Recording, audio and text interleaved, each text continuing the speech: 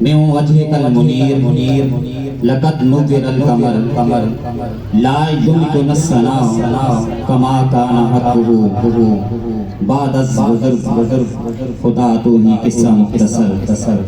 اے سب سے خوبصورت ہستی، اے انسانوں کے سردار، آپ کے رخ انور سے چاند چمک اٹھا، آپ کی ثنا کا حق ادا کرنا ممکن ہی نہیں۔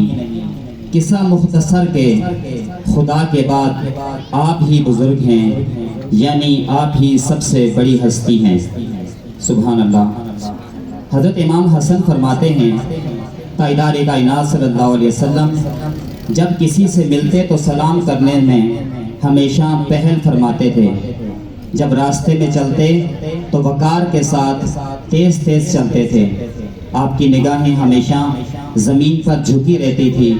جب تاجدار کائنات صلی اللہ علیہ وسلم کسی سے ناراض ہوتے تو آپ اسے برا بھلا کہنے کے بجائے اس سے اپنا چہرہ مبارک پھیر لیا کرتے تھے۔ جب آپ ہنستے تھے تو ایسا لگتا تھا آپ مسکرا رہے ہیں، ہنستے ہوئے کبھی آپ کے دندان مبارک نظر نہیں آئے۔ آپ ہمیشہ بڑوں کا احترام کرتے اور چھوٹوں پر شفقت فرماتے تھے۔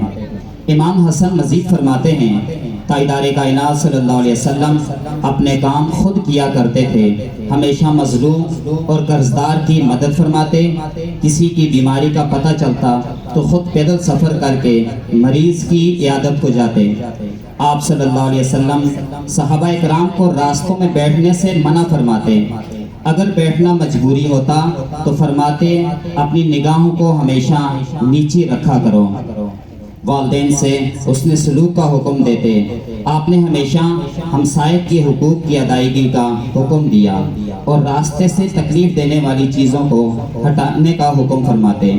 آپ صلی اللہ علیہ وسلم نے فرمایا لوگوں کے جنازے میں جایا کرو تاکہ تمہیں اپنی موت یاد رہے۔ حضرت امام حسن مزید فرماتے ہیں میں نے حضرت ہند بن ابی حالہ سے پوچھا مجھے تاجدار کائنات صلی اللہ علیہ وسلم کے اخلاق کے بارے میں چند چیزیں بتاؤ تاکہ میں اپنے دل میں بٹھا لوں اور ان پر عمل کروں۔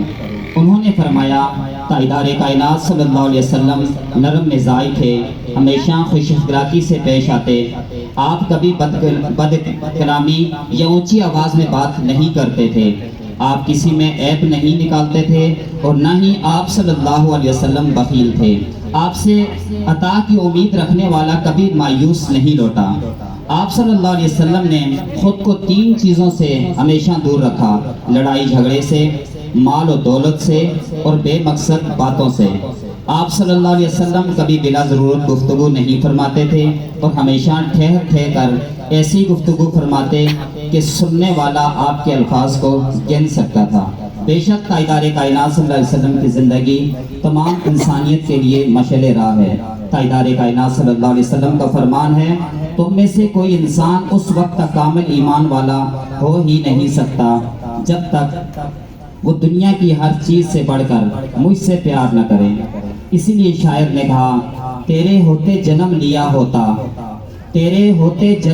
ہوتا پھر کبھی تجھے ملا ہوتا، کاش میں سنگ در تیرا ہوتا تیرے قدموں کو چومتا ہوتا، تو چلا کرتا میری پلکوں پر کاش میں تیرا راستہ ہوتا، ذرہ ہوتا میں تیری راہوں کا تیرے طلبوں کو چھو لیا ہوتا، تیرے مسکن کے گرد شام و سحر بن کے منگتا میں پھر رہا ہوتا، تو کبھی تو میری خبر لیتا تیرے کوچے میں گھر لیا ہوتا، تو جو آتا میرے جنازے پر تیرے ہوتے میں مر گیا ہوتا، چھوڑ کر جنتیں پلٹ آتا تو میری قبر پر کھڑا ہوتا، لڑتا پھرتا تیرے اعداء سے تیری خاطر مر گیا ہوتا طاہر تیرے فقیروں میں تیری دہلیز پر کھڑا ہوتا طاہر تیرے فقیروں میں تیری دہلیز پر کھڑا ہوتا۔